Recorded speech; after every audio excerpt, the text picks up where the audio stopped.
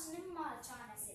Xurşudvanə sükut içində ətrafı seyr edir. Knyaz Xasar iti addımlarla gəlib Xurşudvanənin qarşısında dayanır. Knyaz Xasar. Canşin cənabları indi buyurub siz dinləyəcəklər bana verin. Xurşudvanə gülümsəyir. Knyaz Xasar.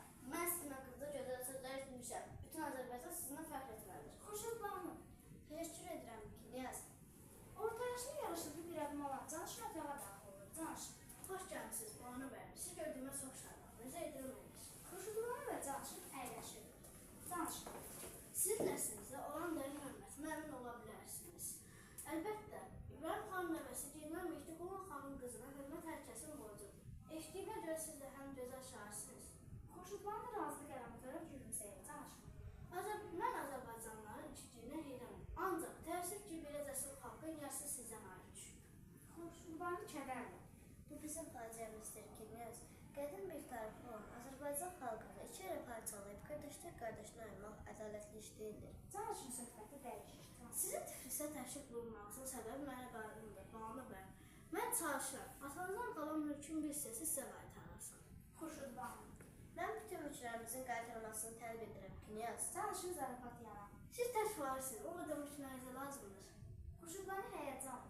Mən tək deyirəm Knyaz. Mənim yaşadığım uşaq əhalisi hələ şuur su içir. Kəndlərimizin uşaqları məktəbsiz, elmsiz, kitabsız böyüyürlər. Mən onlara heç bir kömək edə bilmirəm. Canşin qısa pauzadan sonra. Yaxşı, matmazel, mən sizin xahişinizi o ki, imperatoru çatdıram. Ümid edirəm ki, imperator İbrahim xanın nəvəsindən öz köməyini əsirgəməz. Xurşudvanə qalır. Gəldiniz üçün təşəkkür edirəm Knyaz. Sizə yaxşı olun, matmazel.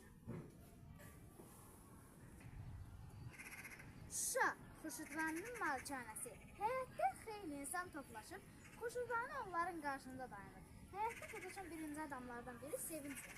Çox sağ olun Banu bəyim, gür meşələr, sək qarı arasında uca qalaya bulaq çəkdirdiniz. Bu bulaq gələcək nəsillərə sizdən unudulmaz bir yadigardır. Xurşudvanə.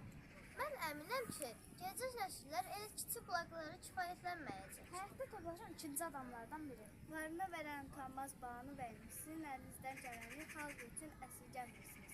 O kiçik bulaq gecə gündüz sizin şərəfinizə nəğmələr oxuyacaq. Xurşudvanə. Bulağın açılış münasibəti ilə sabah şəhər əhalisi mənim qonağımdır. Axşam isə kasıblara siyahı üzrə şirniyyat, düyü və ya paylansı.